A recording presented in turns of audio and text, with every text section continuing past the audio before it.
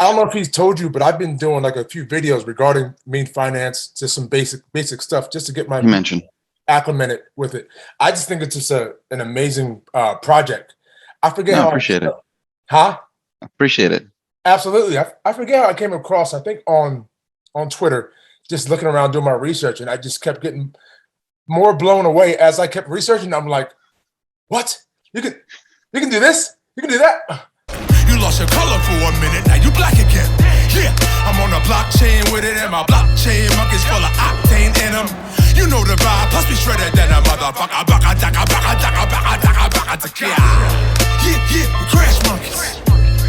Yeah, we crash monkeys. It go Planet of the Apes, gorillas in a mess. All these bad rooms all over my shit. It go Planet of. You know what I mean? So I just want to say this is an amazing project. We can go ahead and get started.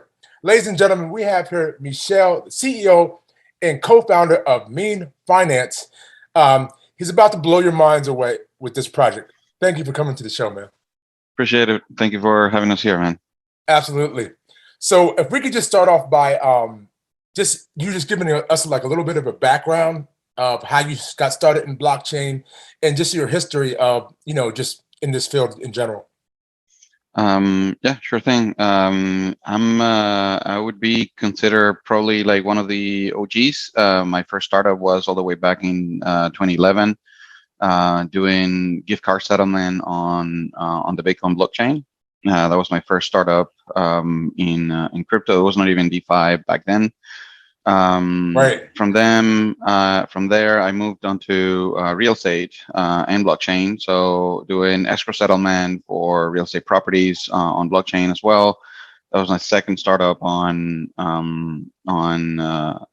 crypto. And then this is my first time that I'm doing this on the DeFi space, more specifically, like more narrow. And this came as a direct need that we had on a previous company for essentially issuing payroll. On That's what I was going to ask crypto. you. I was going to ask you when you were doing the blockchain and real estate, did something inside of there give you an idea to go ahead and move forward with Mean Finance? So it was more of a so like, it was a little bit like a solution grown out of a need. We were running a business where we were collecting a lot of crypto from international investors in American real estate. Okay.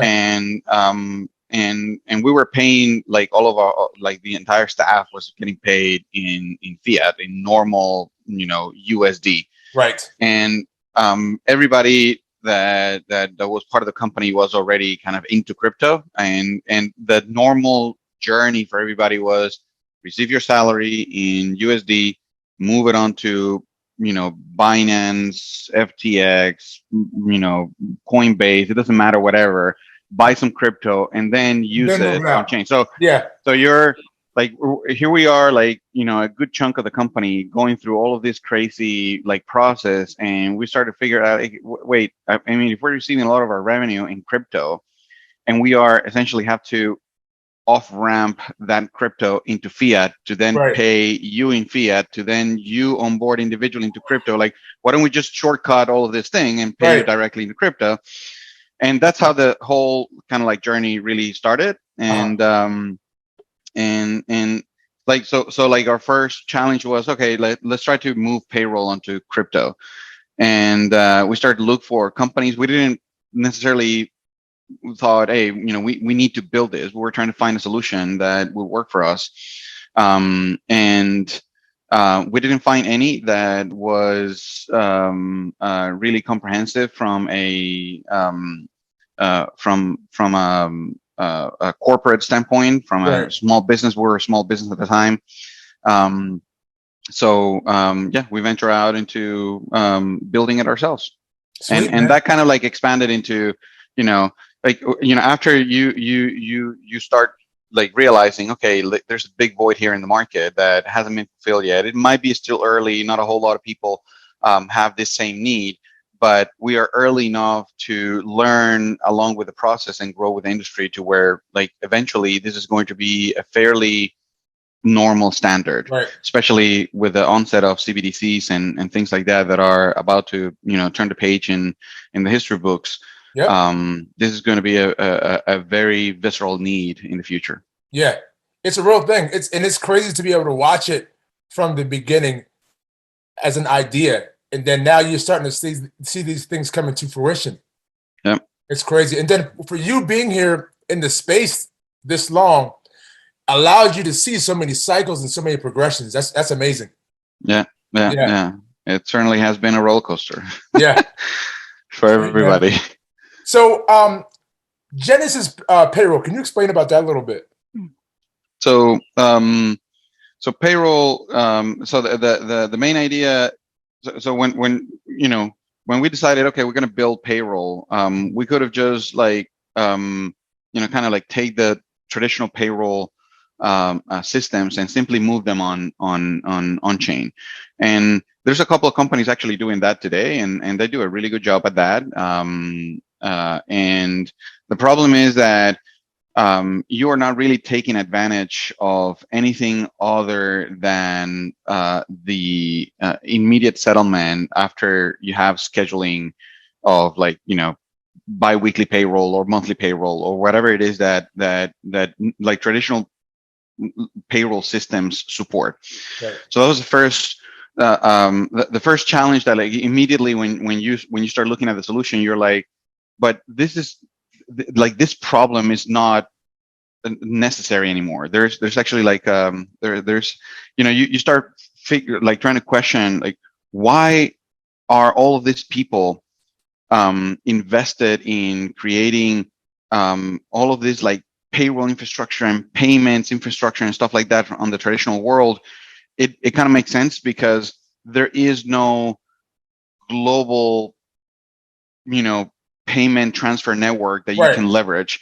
So there are over 3,000 or so payment companies that are all over the world, trying to deal with settlement and sending money and money transmission. Yeah. Over 100 different payroll processors that handle 95% of the world's payroll needs, and all of those are relying upon one another, and a lot of the problems that they are there to solve completely go away if you take an approach of I'm going to build this thinking of blockchain first principles and applying that upward. So the need for example, scheduling things every 2 weeks goes away. There's no need to say, well, I'm going to pay you every 2 weeks, because that is just a result of very expensive settlement processes that we have in the traditional payment system.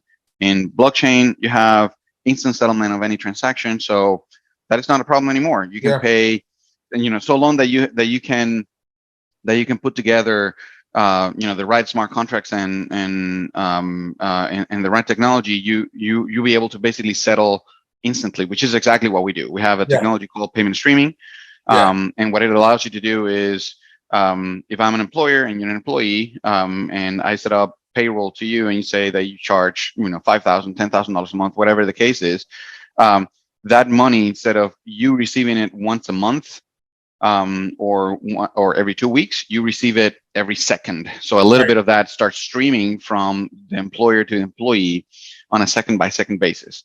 And so we landed there, and we're like, okay, this technology of real-time instant settlement is not only something that is only made possible because of blockchain, but that same idea can be applied to a lot of other things beyond just payroll, right? So and that's where all of this DAO infrastructure kind of came about, and how we're building around it, and so on. Right. So with you being able to do that, is this the reason why you chose Solana, because of their time mechanism that they have in place? Yeah, it's a good question. So when we first started to evaluate where we're going to, which blockchain we're going to call home, we started on Ethereum, of course, and the problem there became became not so much the block time, which is about a little over 10 seconds or so, but the fee structure and the interactions that were required with the network. So just imagine, right? Like the value proposition with this is essentially that we are telling employees, you don't have to wait for a specific day of the month for you to access your money. You can access your money at any time. You still need to decide when do you want to access it, and when you want to go and buy groceries or buy a subscription or buy something else with the money that you're getting paid through the payroll solution. Right. And it is a very difficult value proposition to tell anybody that is earning money on chain that they have to pay $10 transaction fee every time that they want to use their money. So that was a very big issue there, because that's the kind of the case of Ethereum, and things are going to get better, right? No question about that. But we need a solution right now, not in 3 years. So in Solana, the network fees are sub pennies. So it's really not a problem. Nobody actually thinks fees are not even a conversation topic in Solana at all. Mm-hmm. The second thing was the user experience that is afforded. I mean, for more than I've been a user of MetaMask for the longest time, the user experience in Solana, for whatever reason, I don't know how to explain it or what is the root cause of it, but the user experience is a lot more polished in Solana, from the wallet experience, from the dApp experience, from just the amount of care that goes into from the developers of that ecosystem versus the Ethereum is night and day. Yeah. And you just have to go and check it out yourself. If you are using Phantom or Solrise or any of those wallets, the experience is many orders of magnitude better than what you get with MetaMask. Yeah. And there are other good solutions for Ethereum. I'm not saying MetaMask is the only one, but I'm just taking the leader of each ecosystem for that. So user experience is a very important thing for us here, because we're talking about the most massive money movement in all of the industries. It doesn't matter what you're doing.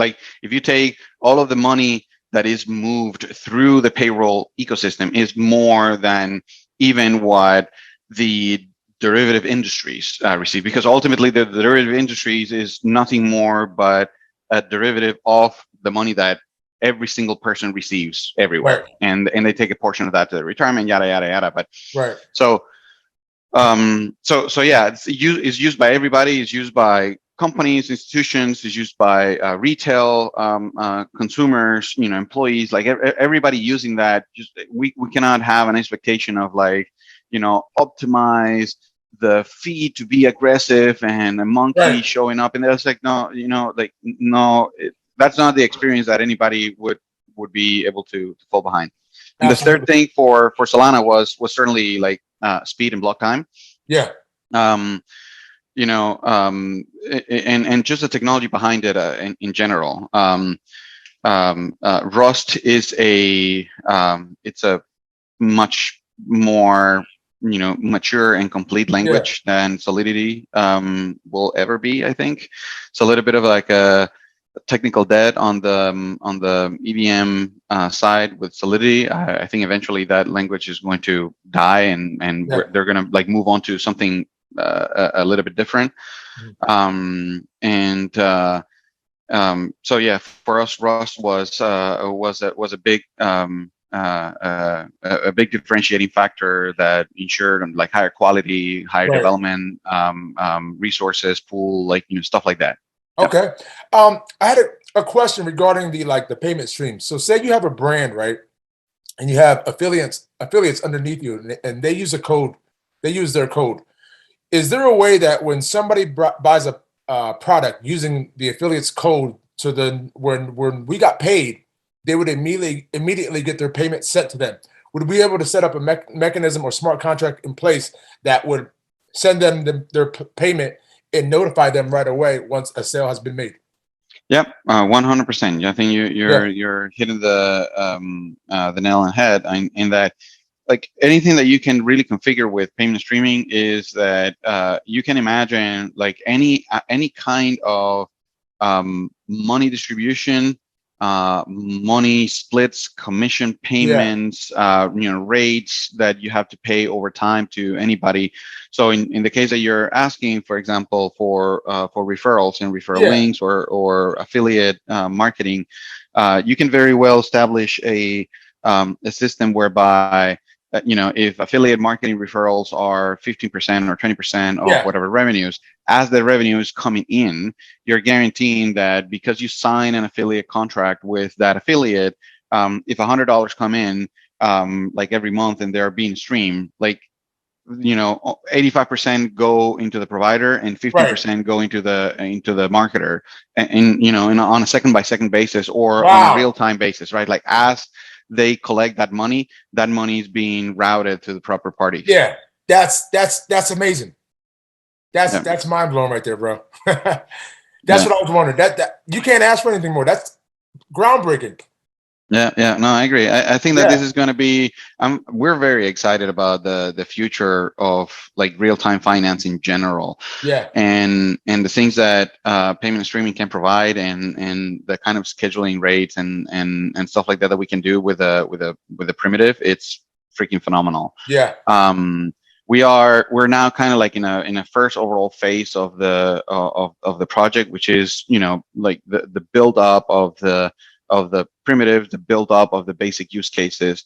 And then as we grow into the ecosystem where we are attracting other developers, we already have people building on top of it. But Yeah. ideally, we will get this into being a more of a public good that anybody can tap into and Yeah. actually leverage it. And yeah, so. Awesome. So what besides what we just named, what other features separate Mean Finance from the competition, if there is any?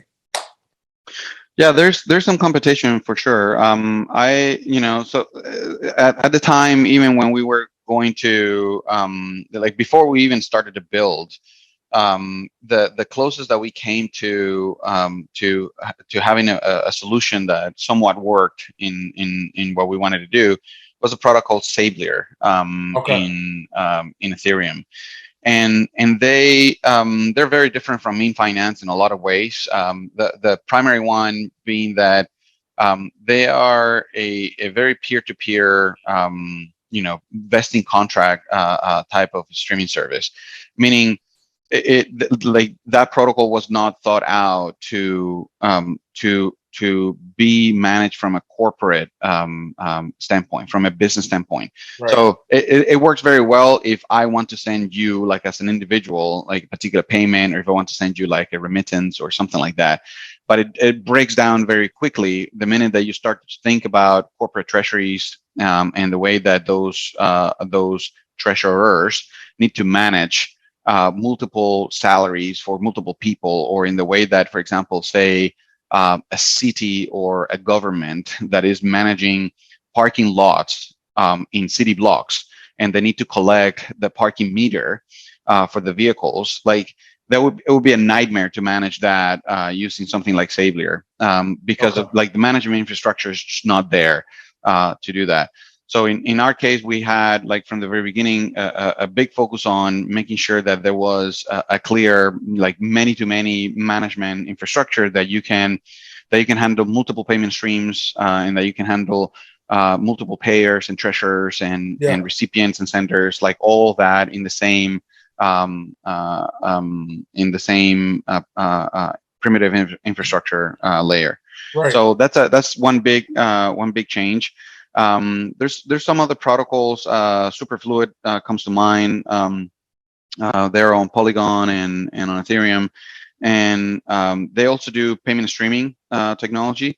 However, you have to wrap their tokens into some other tokens, which creates a vendor locking and an illiquid, untradable asset. So the minute that you lock something into that contract, you basically only have to like go back and interact with that contract.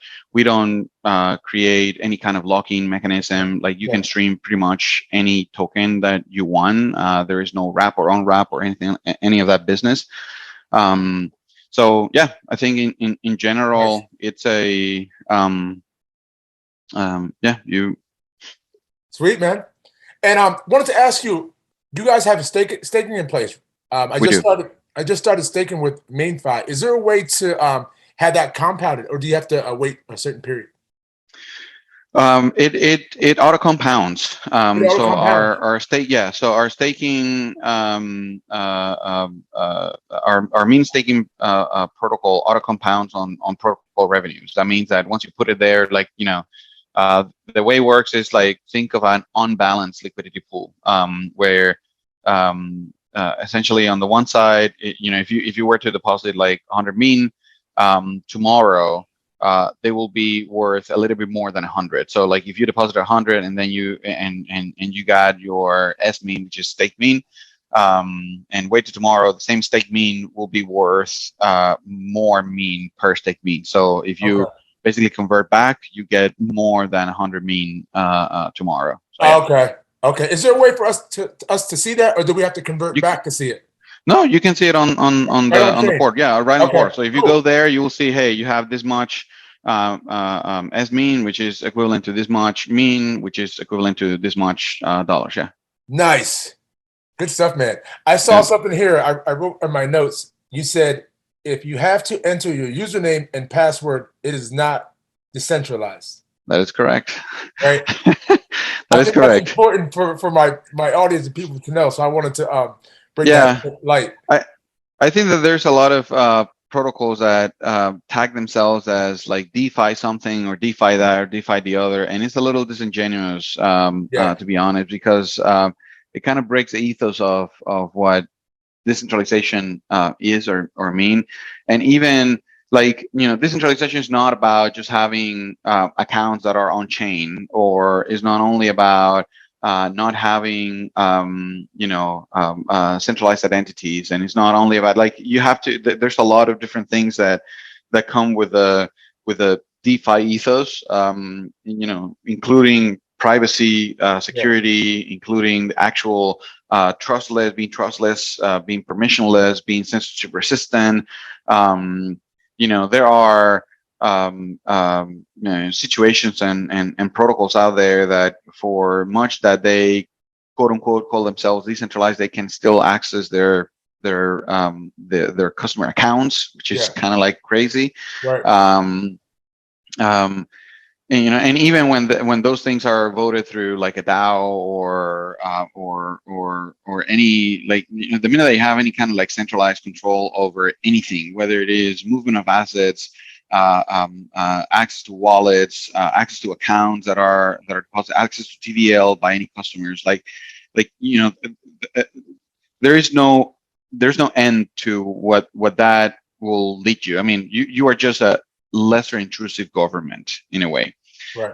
Or a lesser intrusive organization, just because you have some stuff that is, somewhat semi-transparent,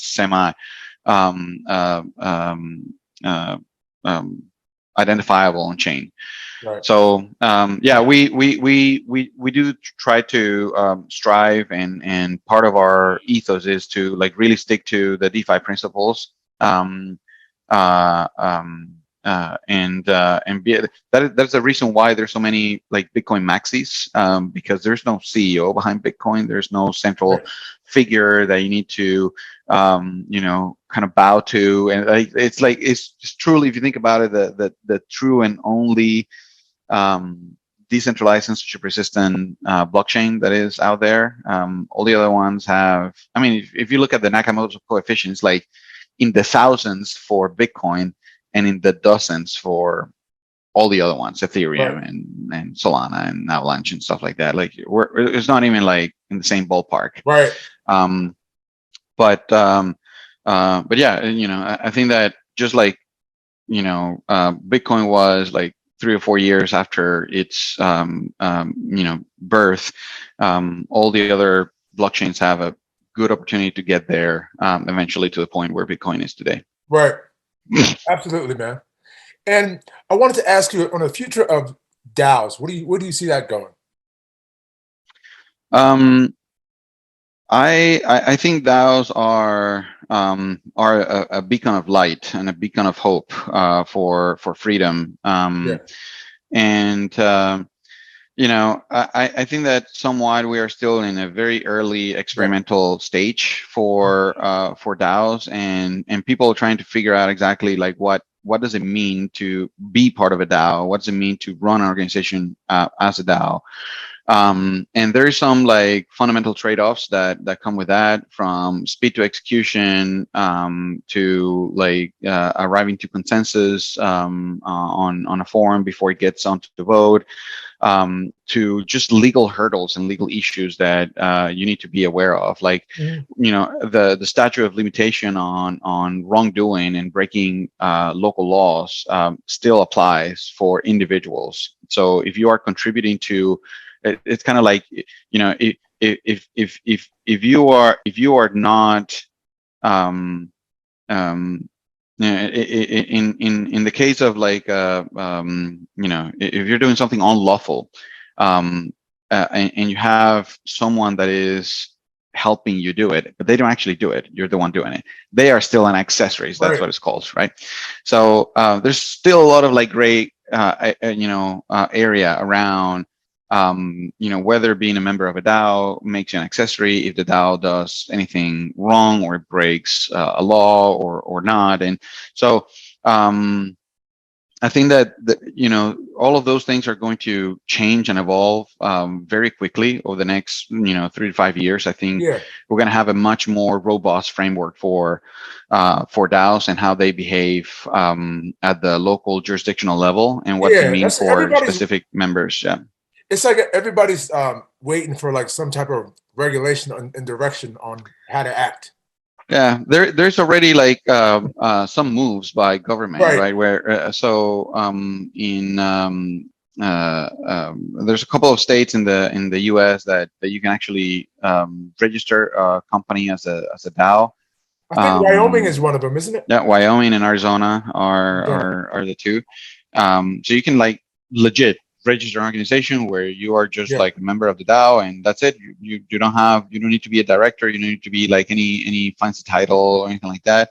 I don't know how the banks are actually like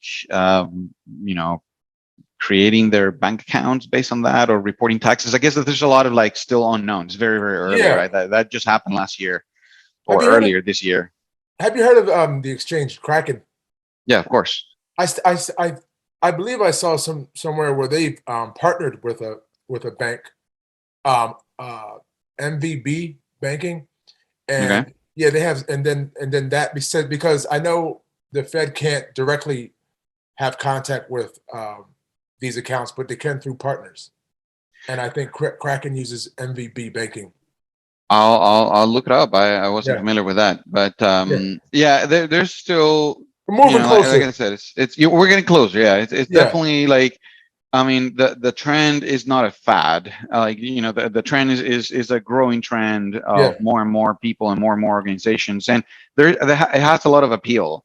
yeah, The reasoning behind DAOs, if you think about, um, you know, uh, you know, and especially that got accelerated after COVID, where everybody was working from home, and a lot of people got laid off or had to like make adjustments to their life work situation. yep, Having the capacity to be a valuable contributor on multiple things that you are passionate about, and you decide how much you want to contribute to each one of those, and you get compensated proportionally to the value that you bring to the overall organization. It's a very like telling and positive beautiful. story for Yeah, a lot of people. That plus the appeal of a global audience, that anybody can have that talent. It doesn't matter whether you are in New York or Bangkok. yeah, Like, talent is talent, and talent, like talent. those two things like really resonate with a lot of people. And I think that we're going to see over the next few years a little bit of an awakening from all of those kind of like legacy countries, meaning like the big countries of the world. Yeah. The United States, the UK, they just European Union in general, Canada, Five Eyes countries that are looking at that and have to do a little bit of a mind shift on how do they actually keep attracting talent and organizations that want to continue to innovate in those countries and pay taxes there. Right. They're going to have to, because you even see some people leaving certain areas so they can do these. Yep. 100%. So before we go, I wanted to ask you future use cases and as well as protocol on liquidity. I saw you talking about the DeFi 2.0. If you could just speak on those two things real quick. So protocol on liquidity is is nothing more than the protocol itself, the DAO, taking ownership of the liquidity it offers to the market, instead of like paying out very high incentives for other people to pay to provide liquidity to our governance token. Like we are the ones basically providing that liquidity. Yes. And the benefit to that is that, number one, we get the fees for those trades that happen. So it's an additional revenue line for the business. And the second one is that whether we're in a bear or a bull market, like there's no risk of mercenary liquidity or mercenary liquidity providers pulling out their liquidity because they need to cover up any other position in another protocol when they are about to get liquidated or anything like that. So it's about more of the stability of the governance token, making sure that enough people can get access to governance and can get access to Mean, so that they can vote and stake and participate in the governance of Mean DAO. And yeah, that's that. That was amazing, man. Well, I want to thank you so much for taking your time out today for coming on my show. Where can people get a hold of you? And also, if there's any lasting things you'd like to leave, please do. Sure. We are on Twitter at Mean Finance. My personal account on Twitter is at Michel Triana. You probably find me, somewhere there, posting some technical meme jokes on Twitter.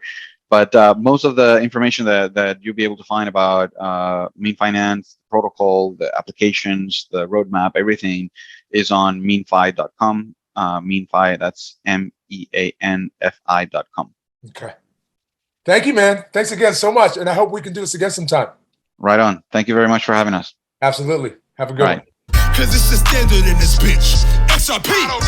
I went to YouTube University, and now they mocking me with no degree. We saying by the swift, keep it walking. Respect your elders in these bushes. Bitcoin is talking. You don't have to be rich to be taking advantage of this. This was the beginning of the greatest transformation of wealth the world has ever fucking seen since World War II. Blockchain. We talking about an intellectual choo-choo train. It's DLT up in the streets, man. That's why we rip all on that blockchain.